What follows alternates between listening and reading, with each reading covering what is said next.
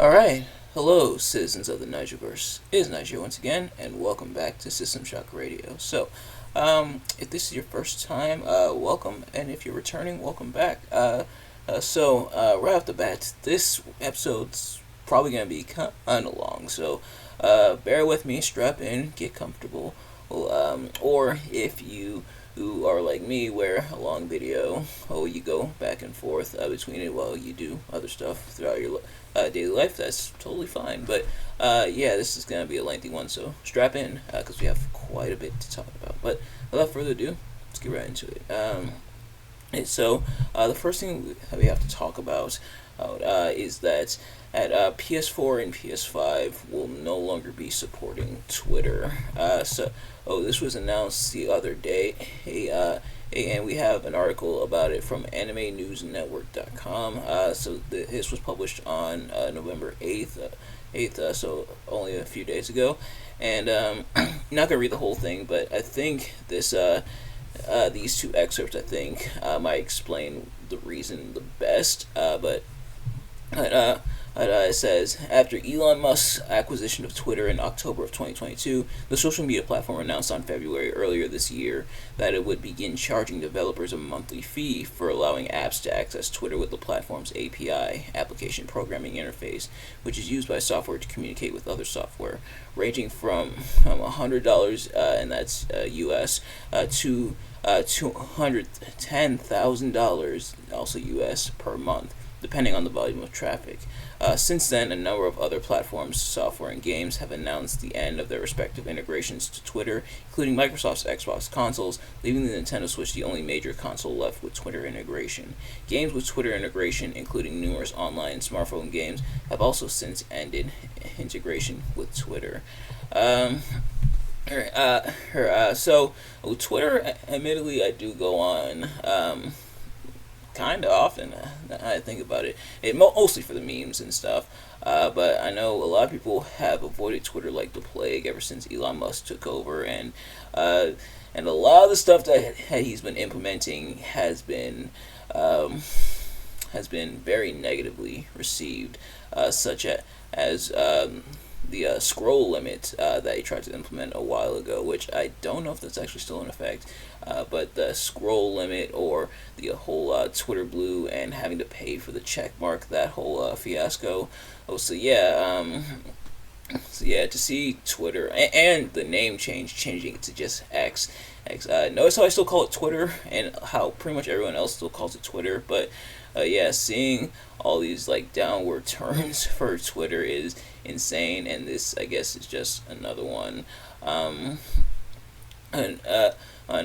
Me personally, I don't only really use social media. Sometimes you get a laugh.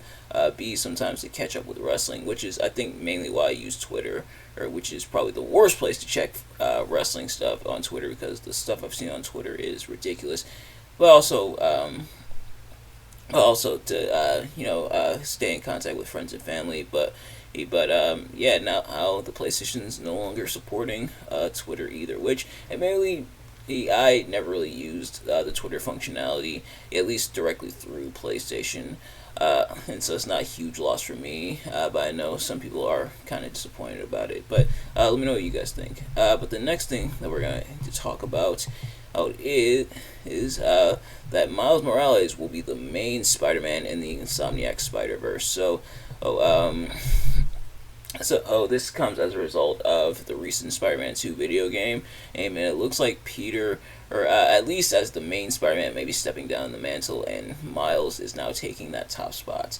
And reception to this has been mixed. Some people are a fan of it, some people aren't.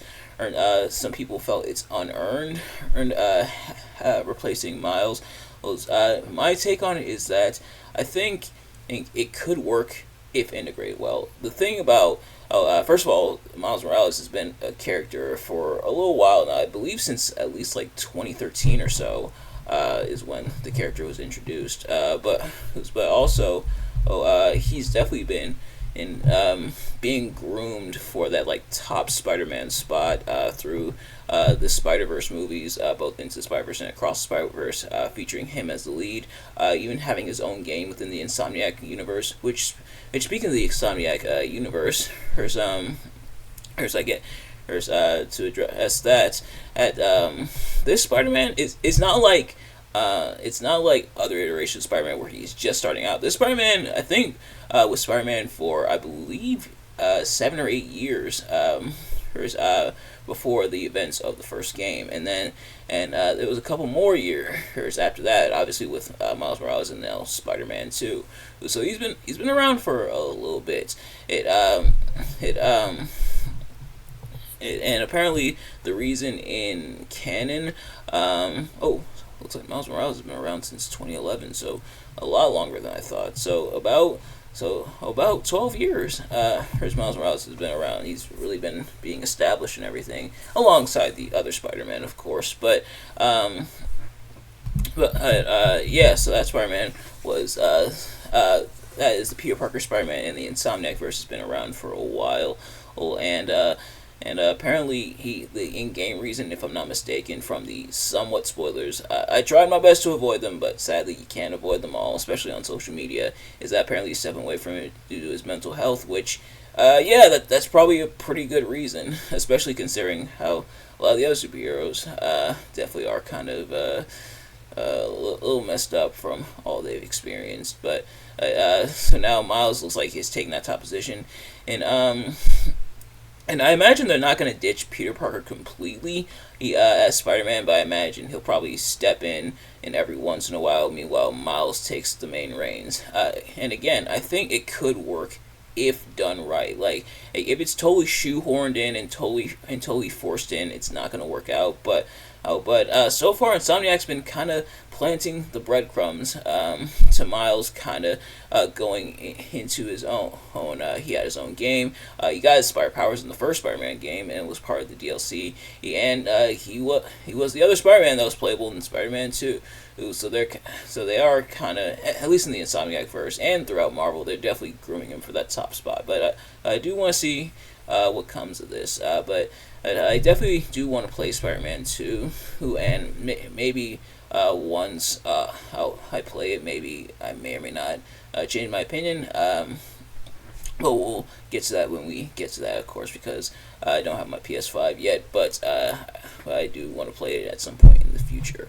But the next thing we're going to talk about is that a Legend of Zelda live-action movie is in the works. So, I do have another article here. We have quite a few articles.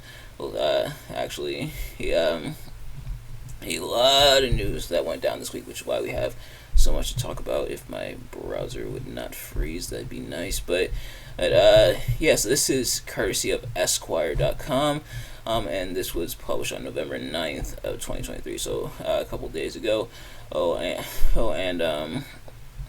Apparently, the movie is in development, and an excerpt here, which is actually a quote from Shigeru Miyamoto, says, "I have been working on the live-action film of The Legend of Zelda for many years now with Avi Arad-san, who has produced many mega-hit films," Miyamoto wrote on X, formerly Twitter.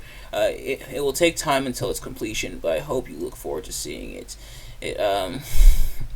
And so going the live-action route of The Legend of Zelda, I think it is a bit of a gamble going live-action, and it did work out for the Sonic movie for the most part. That is after they changed the design, but otherwise the thing is though, Link is going to be the protagonist, obviously, because it's his story. The Legend of Zelda is mainly his story, and of course Princess Zelda and Ganon, of course. But the thing is, Link is a mute. He's a silent protagonist. He doesn't say anything.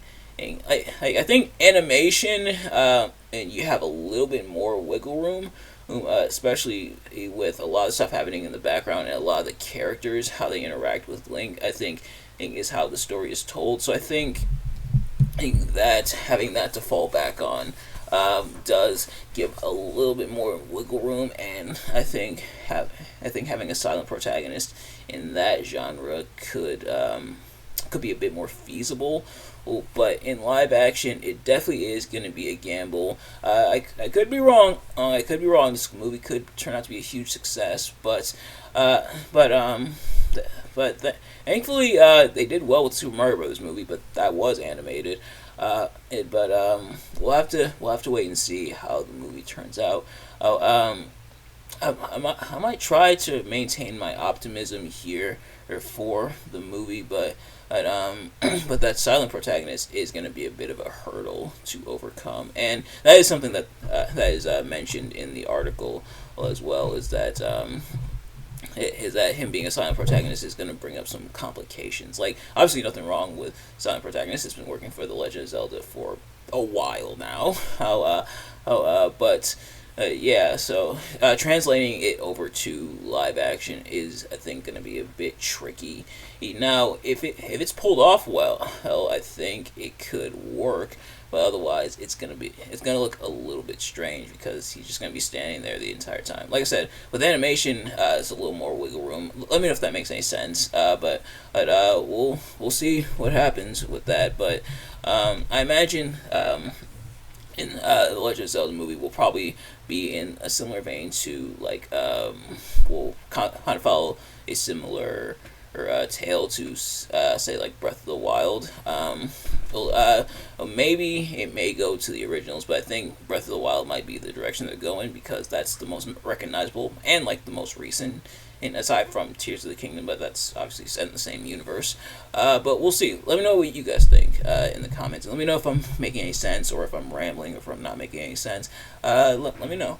But the next thing that we're going to talk about is GTA 6. And apparently we were supposed to be, at least the rumor was, we were supposed to be getting some info on GTA 6 and a trailer. Now granted, it's Saturday and it's 11 in the morning, almost noon as I'm recording this, so something could still happen. But at this point, GTA 6 it's kind of more like a I'll believe it when I see it kind of thing. But apparently we were supposed to get some stuff from GTA 6, and it looks like we even have a message from Rockstar Games here or on their website. I see if it's related to GTA 6. I just noticed that because I had the tab open with some stuff related to GTA 6, so we're going to pull that up and see if there's anything really of note and see if we can read this message here or see if it gives us any clues. But GTA 6, GTA 6 is kind of in that, like, it's been teased and hinted at and wanted for so long that's almost in like meme territory, similar to like Half-Life 3 or like The Incredibles 2 before that came out. It's to the point where people do kind of want a GTA 6, but we don't know if we're gonna get it. Especially because GTA 5 was so long ago, but they keep still supporting the game. That's still like the primary focus of the game, other than like when they tried to do the definitive trilogy not too long ago with like GTA 3 and then Vice City and San Andreas, and that didn't really turn out well. At least in terms of like the glitches and stuff. Yeah, so we do have a message from Rockstar Games. It's courtesy of their website. So we're gonna read this here. And this was published on November 8th, so a few days ago. But next month marks the 25th anniversary of Rockstar Games. Thanks to the incredible support of our players worldwide, we have had the opportunity to create games we are truly passionate about. Without you, none of this would be possible, and we are so grateful to all of you for sharing this journey with us. In 1998, Rockstar Games was founded on the idea that video games could come to be an essential to culture as any other form of entertainment, and we hope that we have created games you love in our efforts to be part of that evolution. We are very excited to let you know that in early December, we will release the first trailer for the next Grand Theft Auto. We look forward to many more years of sharing these experiences with all of you. Thank you, Sam Hamhauser. So it looks like we're not getting any info just yet, but we're going to get it in December. So, what I'll do is, if I remember, I will revisit this in December, and I probably will anyway, because it'll probably be big news that will be worth bringing up and talking about. But yeah, GTA 6, almost in meme territory, as in, will it come out? Will it not come out? For my GTA fans, hold on a little longer. Admittedly, never really been big into GTA, mostly because I wasn't really allowed to play it as a kid for obvious reasons. But and but yeah. But I know how a lot of people have been anxiously waiting for GTA 6 and how it's been teased at for so long. And a lot of people have speculated that it'll be a very expensive game, but hopefully it doesn't crash and burn. Like, hopefully all that wait was for nothing. And sadly, that does happen sometimes. The example of that being like Duke Nukem Forever. But hopefully it does do well. Hopefully it doesn't crash and burn. Yeah, so let me know if you guys are excited for a GTA 6. In the meantime, I may or may not have some catching up to do. I don't know. But the next thing that we are going to talk about is that we got a trailer and some images and stuff for the Avatar Last Airbender Netflix TV show. So, it's live action, which I worked so well last time, but it's gonna be on Netflix, coming out in 2024. So I haven't watched the trailer because you know how I really feel about trailers and stuff. But just from a first glance, seeing like images of Aang, and this looks like Fire Lord Ozai. It's better than the movie. I'll give it that. At least Aang, the effect of like the arrow and how it glows, at least in this image, doesn't look too bad.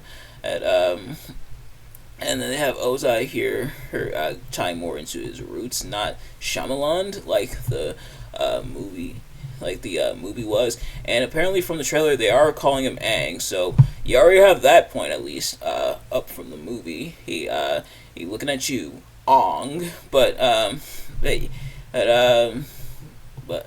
hopefully they do well with this. I know a while ago the original show creators stepped away from the project, so that already was kind of a bad omen. But hopefully it does pull through, and hopefully it is better than the movie. Hopefully it's not just as bad, if not worse than the movie. But they're off to a good start so far. That's nice. They're already off to a good start, and I think you'd probably have to actively try to be as bad as the movie. The fact that they got his name right already does make it better than the movie, but we'll have to see when the show comes out. But will it be better than the original show?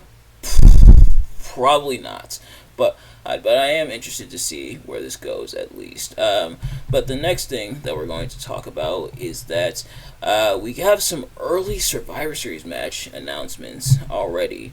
So we have 3 matches that were announced are here on the wiki, and we also have the poster as well, which also got some mixed reception. Some people like the poster, some people don't. It's the poster with Cody Rhodes coming out of the water with like the camo face paint on.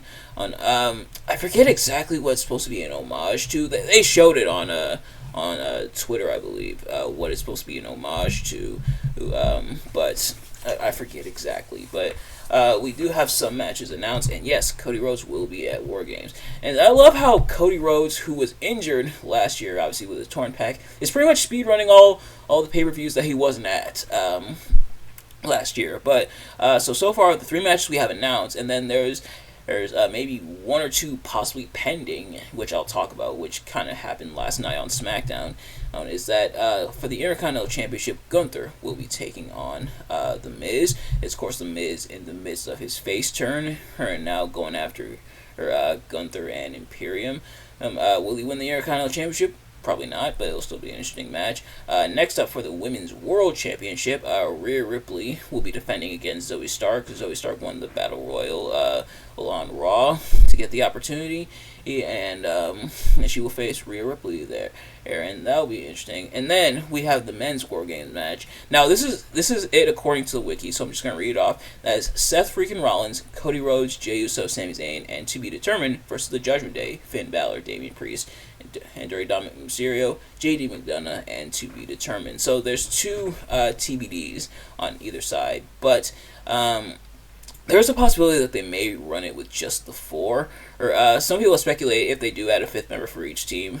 Some people for the men's team, for Team Not Judgment Day, that's how I'm just referring to them, is Team Not Judgment Day. But for Team Not Judgment Day, people want Randy Orton or maybe CM Punk. And for Team Judgment Day, people will potentially have been looking at Drew McIntyre. But there is a chance they could run it 4-on-4.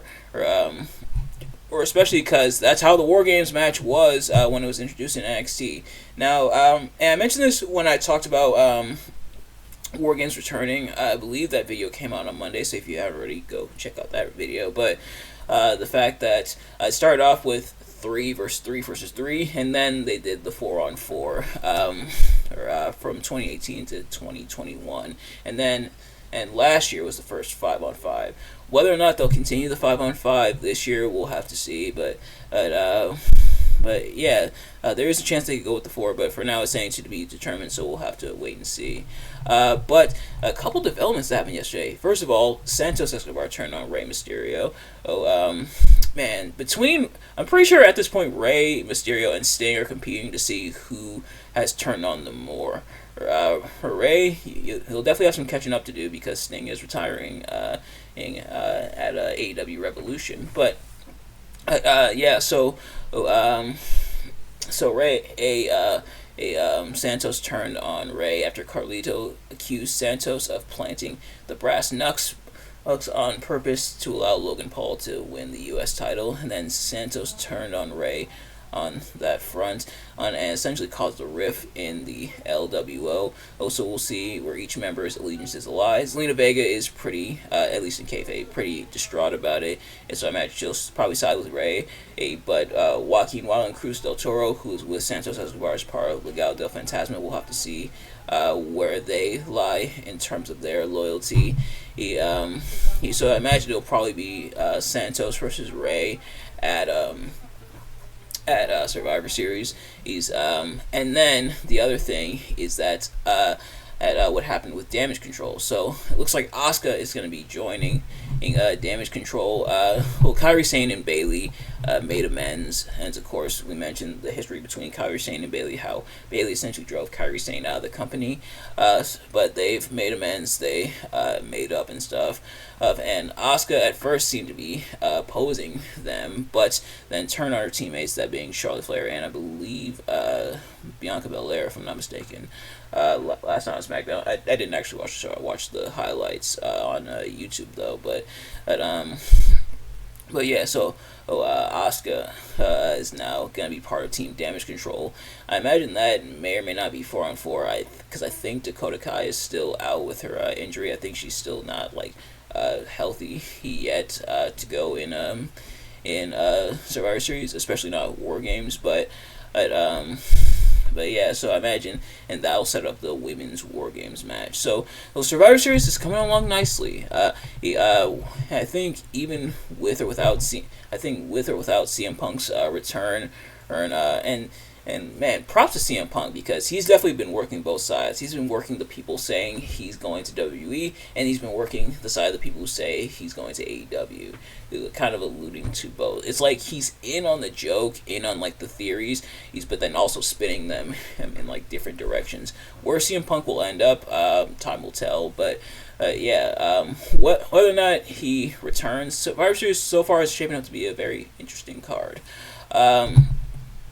Then next up is the next topic that is that NXT is going to be moving to the CW. So we have an article here. This was published on November 7th, and this is from WWE.com, more specifically corporate.wwe.com, so the higher-ups. So just a couple excerpts. As I said, the CW network will become the official broadcast home to WNXT in October 2024. The 5-year agreement marks the first time in its 13-year history that WNXT, which showcases WWE WWE's hottest up-and-coming superstars will air on a broadcast television network. WNXT will debut on the CW network in October 2024 and air 52 live weekly events throughout the season. And we have a couple quotes here. We are thrilled to welcome the WWE brand into the CW sports portfolio as they play an integral role in our mission to bring live sporting events to the network year-round, said Dennis Miller, president of the CW network. WNXT is a perfect fit for the CW thanks to its dynamic young talent featuring the hottest rising stars in the sport and exhilarating, unpredictable weekly events. The passion and engagement of WWE's fan base is unmatched, and we are eager to grow that audience as WNXT's new home on broadcast television.